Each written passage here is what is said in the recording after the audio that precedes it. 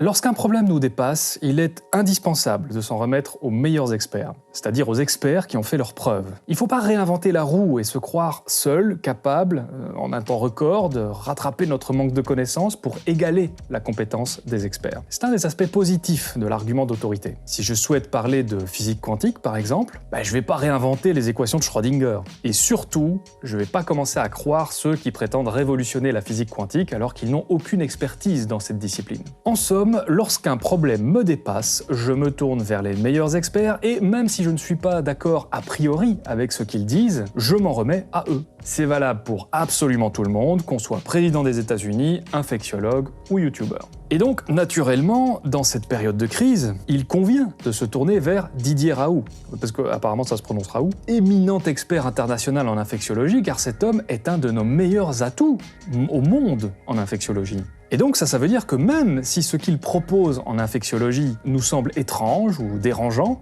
il convient de lui faire confiance, même si ses propos reposent sur un faible faisceau de preuves. Nous ne sommes pas meilleurs infectiologues que lui, et d'autre part, l'histoire des sciences est de toute façon truffée de grands experts dont l'intuition a permis d'immenses bonds en avant. Et c'est, à mon avis, pour cette raison que l'étude Discovery, la grande étude européenne en cours à la recherche d'un remède contre la Covid-19, a réintroduit l'hydroxychloroquine, donc le principe actif défendu par Raoult, dans ses essais alors qu'elle était préalablement écartée. L'étude Discovery, qui je le rappelle, porte sur 3200 patients pour un essai de 5 traitements différents. 5, donc pas juste la chloroquine. Lorsqu'un expert international du niveau de Didier Raoult est convaincu que son intuition a vu juste au sujet d'un principe actif, qui plus est en situation d'urgence, c'est effectivement un excellent choix de faire une entorse à la méthodologie et d'intégrer cette molécule à l'essai, même sans avoir d'études invitant à la nécessité de le faire, puisque, je le rappelle, au moment où Discovery a réintégré l'hydroxychloroquine, aucune étude ne mettait en évidence de façon robuste l'effet de cette molécule sur le SARS-CoV-2. Il n'y avait alors que 3 indices. Le premier indice, c'est la lettre écrite à un éditeur par des pharmacologues chinois qui annoncent de bons résultats. Mais des résultats in vitro, c'est-à-dire en laboratoire, au contraire d'in vivo, sur un organisme. Pour que vous saisissiez bien la différence que ça fait, je rappelle que in vitro, la chloroquine présente de très bons résultats sur le sida. Mais in vivo, en fait, elle aggrave la maladie. Deuxième indice, une étude de Didier Raoult et son équipe, celle dont j'ai parlé dans la précédente vidéo, étude malheureusement inutilisable par ses nombreux problèmes méthodologiques. Puisque, comme on l'a vu, les mêmes chiffres auraient pu être obtenus en administrant de l'aspirine. Alors qu'on se méprenne pas, ça veut pas dire que l'aspirine aurait un effet sur la Covid-19, ça veut juste dire que les mêmes chiffres auraient pu être obtenus au hasard. Je vous renvoie vers la précédente vidéo pour bien le comprendre. Le troisième indice, c'est l'intuition d'un des plus grands experts internationaux, Didier Raoult, ça se respecte. Et donc voilà, ces 3 indices étaient suffisants en situation d'urgence pour justifier la nécessité d'introduire l'hydroxychloroquine aux essais de l'étude Discovery. Les sciences ont toutes le même objectif. Produire la connaissance la plus fiable possible, pas parfaite, la plus fiable possible, dans leur domaine de recherche respectif. Discovery tente donc précisément de voir le plus rapidement possible, en sacrifiant les étapes de faible utilité vu l'urgence. Si tous ces indices conduisent à des preuves, parce que Discovery est une étude robuste adaptée à notre situation d'urgence. Tout ça dans le but de produire un contenu fiable en un temps record. Franchement, vous vous rendez pas compte à quel point c'est une mise en œuvre héroïque et spectaculaire. Une première fournée de résultats de l'étude Discovery devrait d'ailleurs tomber dans les quelques jours qui arrivent. Moins d'une semaine normalement. Et bien entendu, si des résultats en cours d'étude sont soudainement spectaculairement significatifs, vous vous doutez bien qu'on va pas attendre la date butoir pour en profiter juste parce que c'est comme ça qu'on fait et qu'il faut respecter les règles. Parce que ça, c'est un truc que je retrouve dans les commentaires et je trouve que c'est vraiment très naïf, très simpliste, de croire qu'au nom d'une sorte de bureaucratie de la science, on va suivre scrupuleusement des petites règles qui n'ont pas grande utilité en période d'urgence. C'est un petit peu sérieusement sous-estimer les capacités intellectuelles de la communauté scientifique, de croire que on s'accroche comme ça à des petites règles d'éthique parce qu'on avait dit qu'on les respecterait, alors il faut les respecter. C'est pas aussi simple. Mais alors, justement, dans ces règles, comment décider de ce qui est utile et de ce qui l'est beaucoup moins en situation d'urgence? Comment trancher sur ce qui représente une règle d'éthique médicale à ne surtout pas abandonner d'une autre règle d'éthique médicale à planquer sous le tapis en ce moment? Justement, pour ça aussi, il existe des experts. Et le domaine de ces experts, c'est la philosophie des sciences. l'épistémologie, les questions qui tournent autour de la façon dont on fait de la science, de la façon dont on produit de la connaissance. Grâce, entre autres, à l'histoire des sciences, qui n'en est pas à sa première épidémie, eh bien, ces gens sont les mieux placés pour nous dire ce que l'on peut sacrifier et ce qu'il ne faut surtout pas sacrifier dans la méthodologie. Donc, je vous répète ce que j'ai dit en introduction, qui que je sois, lorsqu'un problème me dépasse, je me tourne vers les meilleurs experts et même si je ne suis pas d'accord a priori avec ce qu'ils disent, je m'en remets à eux. Alors maintenant, posons-nous une question.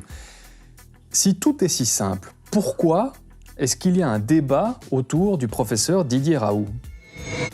Didier Raoult, c'est un infectiologue qui, en 2019, a signé en moyenne pas loin d'un article scientifique tous les 2 jours. C'est énorme. Et donc, il lui est reproché d'avoir à son actif un grand nombre de publications et de citations dans d'autres articles, qu'il doit en fait principalement à sa position de directeur de l'IHU Méditerranée Infection. Ou, pour le dire plus crûment, il lui est reproché de faire apparaître son nom sur de très nombreuses publications par copinage. En gros, il co-signerait un petit peu trop les études de son équipe et de ses copains. De même, il userait un peu trop de ses liens avec certaines revues pour faciliter le processus de publication et de révision par les pairs, etc. Alors, c'est pas bien grave, c'est même compréhensible sous certains aspects parce que tout le monde profite un peu de ses réseaux pour se donner un peu plus de chance. Et en plus, fondamentalement, ça n'enlève rien à sa qualité d'expert. Il a fait de très grandes découvertes qui ont effectivement révolutionné le monde de la microbiologie. Mais ça invite quand même à un petit peu de prudence et de recul quand on parle de son nombre spectaculaire de publications. Si vous voulez, il ne s'agit pas d'un génie seul dans son labo qui sort un papier tous les 2 jours. Donc cette image-là, il faut un petit peu la calmer. Didier Raoult, c'est un homme qui annonce lui-même être un des plus grands experts au monde et le prouve avec un site, Expertscape, un site dans lequel il est classé numéro 1. Chez nous, il y a une évaluation de ce qu'est les experts. Alors je vais vous montrer, par exemple, le site le plus simple d'utilisation, qui est un site international, c'est pas à nous, pour identifier ce qu'est un expert. Donc vous tapez sur Google, sur Internet, Expertscape, on appuie sur Show Expert, et Show Expert, vous savez qui est Show Expert, et donc je suis désolé, mais je suis le premier expert. Le problème, c'est que c'est un site dont le responsable explique que l'algorithme de calcul de l'expertise est basé en grande partie sur le nombre de publications et de citations.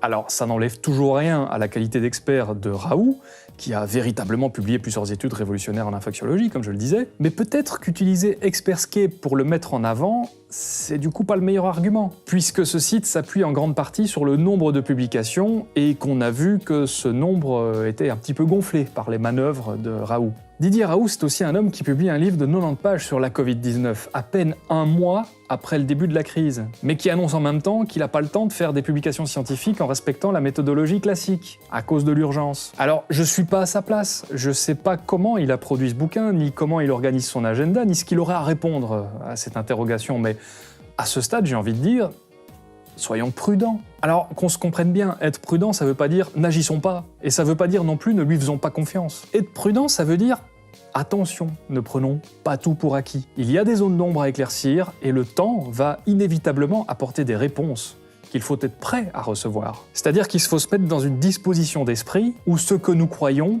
peut être faux. Il faut se tenir prêt à l'entendre, plus encore en situation d'urgence comme maintenant. Et puis Didier Raoult, c'est un médecin qui affirme souvent des choses inquiétantes. On retrouve des propos farfelus de Didier Raoult au sujet du climat, au sujet de l'évolution darwinienne, etc., etc. Alors je sais qu'on peut pas avoir raison tout le temps sur tous les sujets, mais donc je me dis légitimement que Raoult n'a peut-être pas raison tout le temps. Notamment le fait que Didier Raoult, c'est quand même un homme qui a crié « fin de partie » pour la Covid-19, en affirmant qu'une étude chinoise très en avance avait prouvé l'efficacité de l'hydroxychloroquine sur le SARS-CoV-2. J'avais été interviewé par la télévision chinoise, on m'a demandé le conseil que je donnais aux Chinois et ce que j'attendais des Chinois, que je considère comme les meilleures équipes de virologie au monde. Je leur ai dit, j'espère que très très vite les Chinois nous donneront les résultats d'une première étude sur l'efficacité de la chloroquine sur les coronavirus, et ça vient de sortir. Donc c'est efficace sur les coronavirus avec 500 mg de chloroquine par jour pendant 10 jours. Il y a une amélioration spectaculaire et c'est recommandé pour tous les cas cliniquement positifs d'infection à coronavirus chinois. Donc c'est une excellente nouvelle. et d'ajouter qu'il s'agissait en réalité d'une maladie respiratoire très facile à combattre. C'est probablement l'infection respiratoire la plus facile à traiter de tout, la moins. Mais il s'est avéré par la suite que l'étude chinoise très en avance dont il parle n'est en fait qu'une lettre écrite à un éditeur par des pharmacologues chinois, et que cette maladie respiratoire si facile à traiter continue aujourd'hui même, plus d'un mois plus tard, de faire des milliers de morts. Est-ce qu'il est dès lors si injustifié que ça de se dire « Attention, le professeur Raoult est un homme qui fait parfois des annonces un petit peu prématurées ». Est-ce que c'est injustifié d'inviter à un petit peu de prudence? Cette prudence qui, je le rappelle, n'empêche nullement l'action. Didier Raoult, c'est un homme qui déclarait encore récemment, mot pour mot, que la méthode scientifique sert en réalité à imposer un point de vue développé par l'industrie pharmaceutique, que les médecins ne devraient pas réfléchir comme des méthodologistes et que leur place est aux côtés, je cite, des philosophes et des gens d'inspiration humaniste et religieuse, dans la réflexion morale, qu'il faut se débarrasser des mathématiciens dans ce domaine. Ce sont ces mots que je cite. C'est sa justification lorsqu'on lui demande pourquoi il a quitté le conseil scientifique de Macron. Parce que oui, il a claqué la porte du conseil scientifique de Macron. Alors ça, ce sont des mots qui, encore une fois, invitent à prendre beaucoup de recul parce qu'il y a là une véritable énigme. Et je pense que j'ai résolu cette énigme. Soyez un petit peu patient. Didier Raoult, c'est aussi un homme qui est très arrangeant avec ce qu'il publie. Disons-le très factuellement, sans jugement.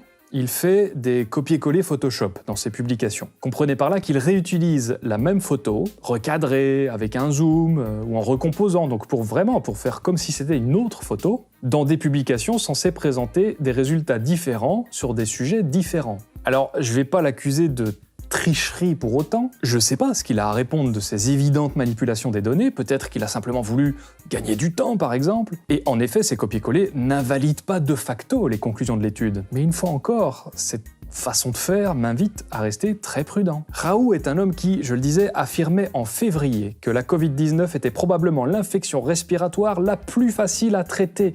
Il disait ça il y a 40 jours. L'infection respiratoire la plus facile à traiter. Et qui aujourd'hui dit qu'il n'a jamais parlé de remède miracle. Qu'en fait, l'hydroxychloroquine est juste utile pour réduire la charge virale des cas légers. Est-il dès lors si déraisonnable que ça de se demander ce que Didier Raoult dira le mois prochain ? Pour beaucoup d'entre vous, qui avez été parfois très impolis, voire très agressifs, la question qui prime est celle-ci. Pourquoi ne pas essayer la chloroquine puisque c'est sans risque, que nous sommes dans une situation d'urgence et que c'est recommandé par un des plus grands infectiologues et microbiologistes au monde? Alors en réalité, c'est pas une vraie question. Vous attendiez pas une réponse de ma part, c'est ce qu'on appelle une question affirmative. C'est le genre de truc que nous autres penseurs critiques avons l'habitude de recevoir, comme le fameux « Ah oui, et comment tu expliques que ?» qui n'est pas une vraie question, qui est un nouvel argument à devoir démonter. Si je décortique cette question, elle contient en réalité 4 affirmations. Primo, il faut essayer la chloroquine, autrement dit, il faut combattre les forces qui tentent d'empêcher cet essai. Secondo, la chloroquine est sans risque, donc on ne risque rien à faire cet essai. Tertio, la situation d'urgence justifie qu'on gagne un maximum de temps, en ne se laissant pas influencer, notamment par la dictature de l'éthique médicale. Un peu à l'image d'une ambulance qui grille les feux rouges et doit pas se laisser stopper par un code de la route qui tiendrait pas compte des urgences. Et quarto, Didier Raoult est un expert internationalement reconnu, tous ceux qui ne sont pas experts doivent donc, à minima, lui faire confiance. Et donc voilà en réalité 4 affirmations qui fonctionnent très très bien ensemble, qui sont convaincantes. Autrement dit, si ces 4 affirmations sont vraies, vous avez raison. Alors je vous rassure tout de suite, je suis pas en train de dire que c'est pas vrai et que je vais me mettre à les démonter, etc.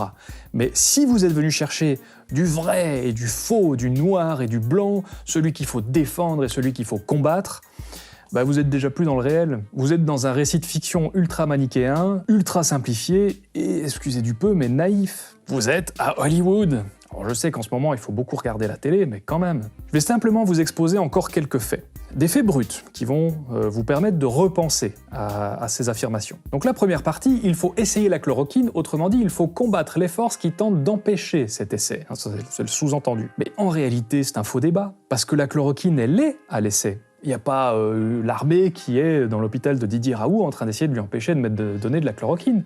On en donne dans plein d'hôpitaux, tout comme plusieurs dizaines d'autres substances qui seront tout aussi potentiellement le remède à cette crise. Il y a 23 essais cliniques à base d'hydroxychloroquine qui sont en cours en Chine. Il y a aujourd'hui, 3 avril 2020, des études qui vont dans le sens d'une efficacité de l'hydroxychloroquine et il y a d'autres études qui vont dans le sens d'une inefficacité de l'hydroxychloroquine. Il y a même une étude chinoise qui est très comparable à la première publication que je critiquais dans la précédente vidéo, qui donne les résultats inverses de ceux que Raoult a obtenus. Non seulement l'hydroxychloroquine ne fonctionne pas, mais en plus un cas est devenu sévère précisément dans le groupe des cas traités à l'hydroxychloroquine. Toutes les sources sont bien sûr en description. Pourquoi ne pas essayer l'hydroxychloroquine? Mais on l'essaie. Cette idée qu'on laisserait mourir les gens pour respecter le protocole, excusez-moi, mais c'est une ânerie sans nom, c'est complètement faux. Deuxième partie de l'affirmation, la chloroquine est sans risque, donc on ne risque rien à faire cet essai. Alors je vais commencer par une anecdote personnelle, qui n'a rien de scientifique. J'ai eu la chance de me rendre à Kinshasa pour un long séjour, il y a pas mal d'années maintenant. Et donc j'ai dû prendre de l'hydroxychloroquine qu'on retrouve dans le médicament antipaludisme qui s'appelle Nivaquine. Il se trouve que pour moi, et vraiment ça ne tient qu'à moi, jusqu'à aujourd'hui, ce médicament est facilement dans mon top 3 des médocs que j'ai dû prendre et qui m'ont rendu le plus malade. Je passais littéralement 2 heures sur mon lit à avoir la nausée après les prises quotidiennes de doses. Alors, c'est qu'une anecdote personnelle, ça vaut pas grand-chose, mais comprenez que quand on me présente ça comme un truc sans le moindre risque, j'ai immédiatement beaucoup de mal à le croire. Les arguments qui reposent sur le fait que ce médicament était en vente libre, c'est pas des arguments qui ont une valeur scientifique. Vous imaginez vraiment une étude qui dirait la chloroquine est sans risque, la preuve, c'est en vente libre. Est-ce que vous pensez vraiment que tout ce qui est en vente libre est sans risque ? Alors, on l'a vu dans la vidéo précédente, en fait, il y a un vrai risque de fibrillation ventriculaire, autrement dit, et pour faire simple, d'arrêt cardiaque. Sanofi recommande même carrément de ne pas prendre le volant après la prise de ce médicament, ni d'utiliser de machine. Alors, ils annoncent aussi des insuffisances en tout genre, enfin bref, des effets secondaires qui sont loin, très très loin d'être anodins. Vous verrez que c'est pas de l'oscillococcinum, Et puis, il y a les risques collatéraux, qui sont précisément ceux que nous, les penseurs critiques, tentions d'éviter depuis que nous avons entendu les annonces fracassantes du professeur Raoult. Nous anticipions de l'automédication à tout va, une promotion anti-scientifique et populiste de la médecine, conduisant forcément à des excès, à des retards de prise en charge, etc., etc. Et ça n'a pas manqué. Dans l'émission, le téléphone sonne sur France Inter. Catherine Pogam, chef du service anesthésie-réanimation de l'hôpital Beaujon, rapporte que certains patients débarquent avec leur avocat pour réclamer de l'hydroxychloroquine. Des patients débarquent avec leur avocat en disant à l'hôpital ce que l'hôpital doit leur donner comme traitement. La prochaine fois que j'irai chez mon dentiste, j'utiliserai sa fraiseuse moi-même, et puis s'il veut pas, j'appellerai mon avocat. Un homme est décédé et sa femme est sous soins intensifs après que le couple, dans la soixantaine, ait ingéré du nettoyant pour aquarium qui contenait de la chloroquine. Ils ont considéré ça comme leur meilleure chance. Lundi 30 mars, Dominique Martin, le directeur général de l'ANSM, annonçait une trentaine de cas d'intoxication, dont 3 décès. Dû à l'administration hors essai clinique d'hydroxychloroquine. Une autre source encore indique 10 cas en Nouvelle-Aquitaine, occupant en plus de précieux lits en soins intensifs. Le professeur Xavier Lescure, infectiologue à Bichat, annonce également que des patients refusent de participer aux essais cliniques de l'étude Discovery qui ne portent pas sur l'hydroxychloroquine, puisque je rappelle que c'est 5 traitements différents. Tous ces dégâts dont on se serait facilement passé, on les doit à une seule et unique chose, les annonces fracassantes de Didier Raoult. C'est probablement l'infection respiratoire la plus facile à traiter de tout, la moins. Ces effets, les réactions conspirationnistes, complotistes, les dommages collatéraux avaient été anticipés par les scientifiques formés à la philosophie des sciences. Je pense qu'à ce stade, la solution à l'énigme Raoult devrait commencer à vous paraître de plus en plus claire. Alors, troisième affirmation, la situation d'urgence justifie qu'on gagne un maximum de temps en ne se laissant pas influencer par la dictature de l'éthique. Un peu à l'image d'une ambulance qui grille donc les feux rouges. Tout le monde souhaite que ça marche, l'hydroxychloroquine. Ou peu importe la molécule. Mais il suffit pas d'affirmer qu'une molécule fonctionne, tout expert qu'on soit. Il faut encore présenter des arguments qui mettront les autres experts d'accord. Les études servent à ça, à présenter des arguments qui, entre experts, entre pairs, seront partagés et formeront le nouveau consensus afin que le plus grand nombre en profite. Parce que les débats scientifiques, je sais pas si vous le savez, mais ça se règle pas dans une pièce à qui sera le plus convaincant parce qu'il a le plus gros CV et le plus de prix et je sais pas quoi. Ça se règle à qui présentera les données reproductibles les plus fiables, point barre, qu'on soit un expert international ou un médecin de campagne. C'est donc avec beaucoup d'enthousiasme que les publications de l'équipe de Raoult sont attendues. Et le problème, c'est que c'est la déception. À chaque rendez-vous, encore récemment, Raoult nous présente de nouveaux résultats sans groupe contrôle. Si je veux démontrer l'existence d'un effet, par exemple l'effet d'une poudre à lessiver, je vous montre le résultat sur une grosse tache avec ma poudre à lessiver, comparé au résultat sur la même grosse tache, mais avec une autre poudre à lessiver, ou même pas de poudre à lessiver du tout. Et comme ça, vous pouvez mesurer, vous pouvez apprécier la qualité, l'efficacité de ma poudre à lessiver. Toutes les sciences se fondent sur le lien qui existe entre minimum deux choses pour produire une déduction nouvelle. Comparer des faits permet d'en déduire de nouveaux. Maintenant, imaginons que ma poudre à lessiver fait complètement disparaître la tache de façon spectaculaire. On peut alors se permettre, si on est dans une situation d'urgence, de croire que cette poudre est incroyablement efficace. Il n'y a alors pas besoin de groupe contrôle puisqu'elle remplit 100% de sa mission. La tâche a complètement disparu. Ça peut se justifier un truc pareil. Mais en réalité, on compare quand même à quelque chose. Le groupe contrôle, si vous voulez, à ce moment-là, c'est l'idée qu'on se fait de la tâche si on ne la traite pas. Maintenant, imaginez que je veux vous vendre de la poudre à lessiver en vous disant « Regardez, la tâche a un peu disparu. C'est donc qu'elle marche, c'est donc qu'elle est efficace. » Et je ne compare ça à rien d'autre. Oui, mais vous, si vous savez que ça donne le même résultat juste avec de l'eau, est-ce que je dois vous faire l'affront de vous demander si vous achèteriez ma poudre à lessiver ? Parce que l'étude de Raoult sans groupe contrôle, elle présente quasiment le même taux de succès et d'échec que lorsqu'on n'administre pas d'hydroxychloroquine et d'azithromycine, combo. Et pourtant, elle conclut à l'efficacité de l'hydroxychloroquine. Alors, à sa décharge, quand même, faut reconnaître, c'est une étude observationnelle, elle est non clinique, elle est publiée sous forme de préprint, elle n'est pas dans une revue à comité de lecture. Autrement dit, elle n'est pas vraiment publiée. Mais bon, Raoult s'appuie quand même dessus pour dire « Regardez notre étude fabuleuse ». Laissez-moi citer mot pour mot un très grand infectiologue internationalement reconnu sur ce sujet précis. Les études sur les syndromes infectieux ne devraient plus être exploitées sans utiliser systématiquement des témoins négatifs pour évaluer la valeur prédictive positive d'un résultat positif. Le fait que ce concept soit lent à s'imposer est démontré dans des recherches récentes dans lesquelles aucun contrôle négatif n'a été testé. Il est temps de tourner la page des études qui ne contiennent pas de contrôle négatif. Et donc ça, en fait, c'est signé Didier Raoult avant la crise. Alors, beaucoup de gens m'écrivent en me disant également que face aux cas désespérés, il convient de tout essayer. Mais bien sûr que je suis d'accord avec ça. Mais Didier Raoult ne prétend pas, ou du moins plus, traiter des cas désespérés avec la chloroquine, mais bien des cas légers pour lesquels il y a déjà une base de très haut pourcentage de guérison. En outre, les cas désespérés sont bel et bien autorisés à recevoir de la chloroquine, et malheureusement, jusqu'à ce jour, à part dans l'équipe de Raoult, selon ses dires, personne n'a affirmé observer de guérison spectaculaire avec ce coup de poker. Alors peut-être que Raoult a raison, et que les dizaines d'équipes qui ont également essayé ont tort. Mais peut-être que c'est l'inverse. Qui êtes-vous, vous, pour en juger ?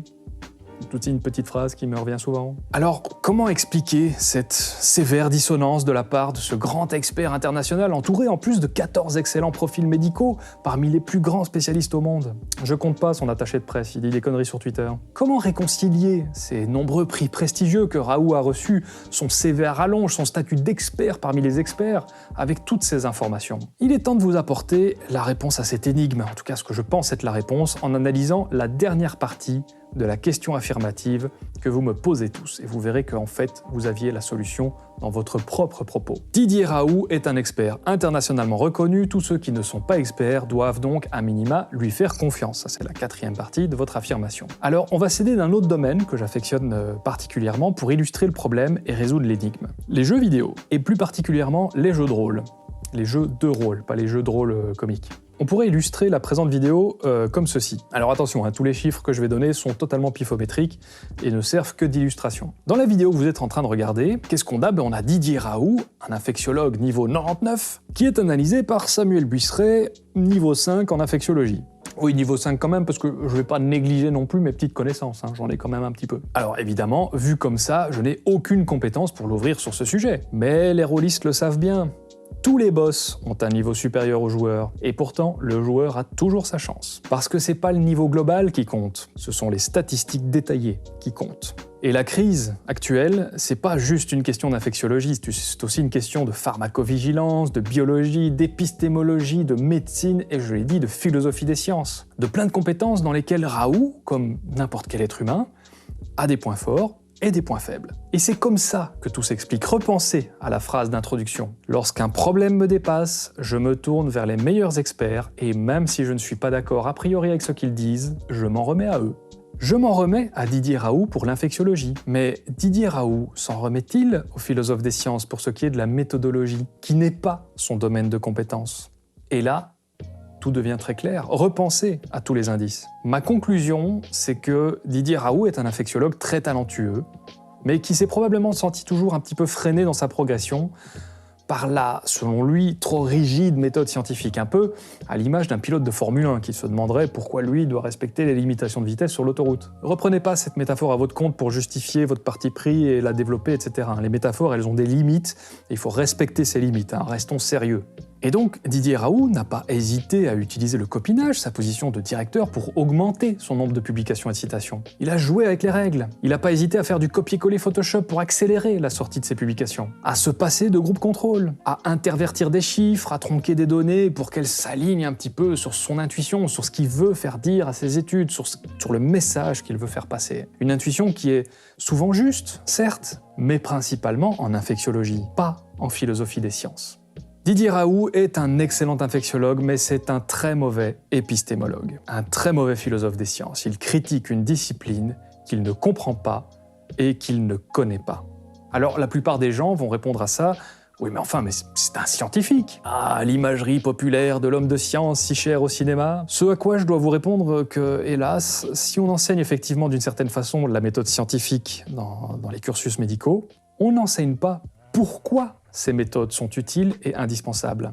On n'est donc pas capable d'avoir une véritable expertise sur la question qui se pose aujourd'hui: que peut-on sacrifier dans l'éthique médicale en situation d'urgence, lorsqu'on n'est pas formé à la philosophie des sciences? Et donc, à mon sens, voilà pourquoi Didier Raoult pense qu'il est plus important d'administrer de la chloroquine à absolument tous les malades, au nom du serment d'Hippocrate, plutôt que de faire participer ses patients à des essais dans lesquels le malade recevra soit le remède, ce qu'il pense être le remède, la chloroquine, ou un placebo, ou pas de chloroquine, afin de pouvoir comparer les deux groupes. Voilà pourquoi Didier Raoult affirme que la médecine est un art. Parce qu'il faut, dans son esprit, savoir dépasser les règles avant tout pour soigner les malades. Et donc il ne fait pas de groupe contrôle, parce que ça reviendrait à faire un groupe dans lequel on ne soigne pas les malades.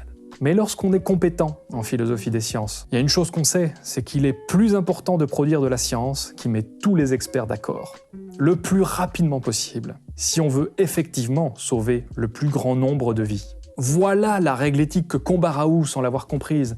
En réalité, en essayant de soigner directement les patients qui se présentent à lui, devant lui, dans son monde réel, en produisant des études qui ne comportent pas de groupe contrôle, il ne se rend pas compte qu'il empêche des guérisons. Des guérisons qui pourraient avoir lieu s'il produisait des données robustes et fiables. Je le répète, il est plus important de produire de la science qui met tous les experts d'accord le plus rapidement possible pour sauver le plus grand nombre de vies. En pensant bien faire, Didier Raoult a en réalité fait perdre du temps à la communauté scientifique. Il a lancé une vague d'hystérie populaire au sujet de l'hydroxychloroquine qui a provoqué la mort de dizaines de personnes. Il véhicule une vision anti-scientifique de la médecine, populiste et intuitive, et il embarque l'opinion publique dans son mépris personnel de la philosophie des sciences. Alors que c'est un domaine crucial en situation d'urgence qui sert précisément à nous faire gagner un maximum de temps, à optimiser le temps passé. Et ça, c'est la discipline qu'il prend pour l'ennemi auquel il ne faut surtout pas se soumettre. Alors heureusement, ça n'a pas empêché Discovery d'être mis sur pied, et qu'on se le dise, que ce soit bien connu de tout le monde, si l'hydroxychloroquine sort gagnante de cette bataille, ce que je souhaite, ce sera grâce aux résultats de Discovery, et certainement pas grâce aux publications de très mauvaise qualité de Didier Raoult. Je veux dire, est-ce que l'expertise de Didier Raoult en infectiologie fait de lui un excellent vétérinaire, ou un excellent sociologue, ou un excellent historien? Ben non. Alors ne tombez pas dans l'illusion logique qui consiste à croire que tous les experts d'un domaine sont également experts en méthodologie scientifique, en épistémologie et en philosophie des sciences. Ne soyez pas naïfs, ne soyez pas simplistes. On n'est pas dans un film dans lequel il y a un héros irréprochable qui doit combattre des méchants. Raoult a des qualités et des défauts, tout comme ses opposants. Il a raison sur certains points, pas sur d'autres. Je vous l'avais dit, le monde est toujours plus complexe, plus subtil que ce qu'on imagine. Alors à l'avenir, quand vous verrez que Raoult s'exprime sur la méthode scientifique, donnez-lui autant de crédit que ce qu'en dirait n'importe quel scientifique. Non seulement c'est pas son domaine de compétence, mais en plus, il affiche un très grand mépris et une rancœur qui semble personnelle pour cette science qu'il comprend à peine. Alors, dans ma précédente vidéo, au moment de l'enregistrement, je venais de lire des choses horribles en fait sur Raoult, des choses que je vous laisse découvrir par vous-même. En lisant la section controverse de sa page Wikipédia. J'ai donc parlé de lui avec un mauvais a priori. Je m'en excuse, c'était pas justifié, j'aurais dû être plus neutre, comme j'essaye de l'être ici. Heureusement, la plupart d'entre vous a compris que ce parti pris, ce manque de neutralité, qui me caractérise pourtant habituellement pas, puisait en fait sa source dans des choses non dites, avec un impact quand même relativement léger sur le contenu, ou pour le dire plus simplement, rien ne justifie quand même un retrait de la vidéo précédente, faut pas exagérer. Je vous l'ai dit, j'ai reçu, je m'y attendais bien sûr, une quantité d'insultes faramineuses pour cette dernière vidéo. Mais vous en faites pas, vous avez été nombreux à essayer de me rassurer, mais d'abord le ratio pouce rouge, pouce bleu est à 81% en ma faveur, ce qui est vraiment pas le cas de toutes les vidéos qui parlent de Raoult, ça j'ai été voir. Et donc merci à la majorité habituellement silencieuse de vous être spontanément manifestés. Et puis ensuite, les commentaires insultants provenaient quasi tous de personnes qui étaient clairement incompétentes. Ça se voyait dans leurs propos. Ils utilisaient des arguments qui tenaient pas debout, donc je ne me suis pas trop laissé atteindre par ce genre de trucs. Je cherche en général, insulte ou pas, à trouver des arguments qui me font réfléchir. Et là, c'était pas très... bon, voilà quoi. Alors attention, les rageux, je comprends que vous ayez envie de penser que je suis pas mieux placé que vous pour commenter la situation, mais c'est faux. Il se trouve que ça fait 5 ans que je consacre toutes mes journées à la méthode. Enfin bon, il y a eu des interruptions pour des jobs, enfin bon, voilà. C'est un petit peu normal que j'en sache plus que les profanes sur le sujet de la méthode scientifique, de l'épistémologie, de la philosophie des sciences, de la pensée critique. C'est des trucs bien distincts, ce sont pas des synonymes. Alors, je dis pas que je suis un grand ayatollah de la chose, mais je suis pas nulle part. Il n'y a pas que expert en infectiologie internationale d'un côté et profane de l'autre. Il y a tout un dégradé de compétences avec un foisonnement de branches qui permettent de se prononcer avec plus ou moins de pertinence sur cette affaire. Ne soyez pas simpliste. J'ai aussi reçu une quantité incroyable de félicitations et d'encouragements. J'ai pas pu répondre à tout le monde tellement il y en a. D'ailleurs, toutes mes messageries sont saturées. Je sais même plus. J'annonce à ma famille et mes amis. J'ai beaucoup de mal à vous répondre en ce moment. Et à ma grande joie, ces félicitations, ces encouragements provenaient en grande majorité de médecins, de pharmaciens, de spécialistes médicaux en tout genre. Vous vous reconnaîtrez et merci à tous. Merci aussi, faut le souligner, à tous ceux qui m'ont apporté, et c'était vraiment un élan incroyable, un soutien financier. Et si je me permets d'en parler, c'est parce que le mois passé, vous avez doublé ma cagnotte Tipeee. C'était très émouvant. Alors, vous le savez, je vis de ce travail et ce que je comprends, c'est que plus que jamais en temps de crise, vous comptiez sur les penseurs critiques pour vous donner leur vision des choses, leur façon d'appréhender l'information. Donc merci pour votre générosité, c'était incroyable. Si c'était comme ça tous les mois, je pourrais engager quelqu'un. Je désespère pas qu'on y arrive un jour d'ailleurs, mais ça, on en reparlera après le confinement, parce que j'ai peut-être un plan, mais ça dépend dans quel monde on va atterrir après le confinement. Et enfin, merci à tous ceux qui sont inquiétés pour ma femme, qui a souffert donc très probablement de la Covid-19. Elle va beaucoup mieux et j'attends à mon tour d'être sorti de la période pendant laquelle il se peut que je commence à développer des symptômes. D'après mes calculs, je pourrais me détendre aux alentours du 16 avril. Donc la petite famille va bien, je vous remercie. Si vous vous demandez qui de Raoult ou de ses contradicteurs a raison, eh bien vous avez tort. C'est la raison pour laquelle, je vous le rappelle, cette petite phrase est là. Elle n'est pas là pour me couvrir, elle est là pour vous protéger de trop me faire confiance à moi ou à n'importe qui d'autre d'ailleurs. Vous pourriez même, et ce serait presque une recommandation, la coller sur votre téléviseur et votre écran d'ordinateur. L'information, je le rappelle, va beaucoup trop vite, nous n'avons pas assez de recul. Point. La question s'arrête là pour tous les chercheurs de vérité à croire et à défendre. La seule promesse que moi je peux vous faire, c'est un petit peu celle de la science si vous voulez. Au fur et à mesure de mes publications vidéo, je corrigerai mes erreurs du mieux que je peux. Ce que je vous présente, c'est une analyse en évolution. Je vous invite aussi très sérieusement à ne pas attaquer l'individu. Raoult est actuellement la cible d'un véritable cyberharcèlement dans le camp des contres. Si vous n'aimez pas Didier Raoult, je vous invite à relativiser grâce à la vidéo de Jean-Baptiste Alexanian, qui est un psychiatre, avec qui j'ai pourtant déjà eu des petits désaccords, mais qui en l'occurrence tape vraiment dans le mille. Ne soyez pas réticents à prendre une bonne leçon, ça fait du bien, vous verrez, et en plus, je m'inclus dedans. Je finirai donc de la même façon que l'excellent article de Juliette Ferry-Danini, une docteure en philosophie et philosophe médicale, article que vous trouverez dans les sources et qui m'a véritablement apporté la pièce manquante du puzzle pour comprendre l'énigme Raoult. Elle finit en rappelant l'article 13 du Code de la déontologie médicale française. Lorsque le médecin participe à une action d'information du public de caractère éducatif et sanitaire, quel qu'en soit le moyen de diffusion, il doit ne faire état que de données confirmées, faire preuve de prudence et avoir le souci des répercussions de ses propos auprès du public. J'espère que des proches de Didier Raoult auront la décence, voire l'amitié, de lui rappeler qu'il peut tout aussi bien, in fine, inscrire son nom dans l'histoire aux côtés de ceux qui ont fait plus de tort que de bien, étant pourtant armés du meilleur CV et pétri des meilleures intentions. Quant à toi Internet, je te propose un petit exercice. Faisons un petit peu de pédagogie active. En description, vous trouverez une tribune signée par le professeur Raoult qui s'intitule « L'éthique du raisonnement contre l'éthique de la recherche ». Alors, je vous invite à le lire et à me dire en commentaire, à la lumière de ce que vous avez appris, ce que vous en pensez. Quelle est votre analyse de cet article? Et puis, comme on est en confinement et qu'on a bien le temps, si vous voulez vraiment améliorer votre méthode, je vous invite à aller voir ce qu'en disent les autres, une fois que vous avez mis votre texte, et à vous commenter les uns les autres, à essayer de vous corriger les uns les autres. Moi, je vais venir regarder tout ça, et s'il y a des trucs intéressants, j'hésiterai pas à participer. Alors, une dernière info, et non des moindres, pour les habitués de la chaîne, nous sommes 98 000. Alors si c'est pas déjà fait, n'oubliez pas de vous abonner parce que à 100 000 abonnés, je vous réserve une petite surprise spéciale confinement que vous n'êtes pas prêts d'oublier.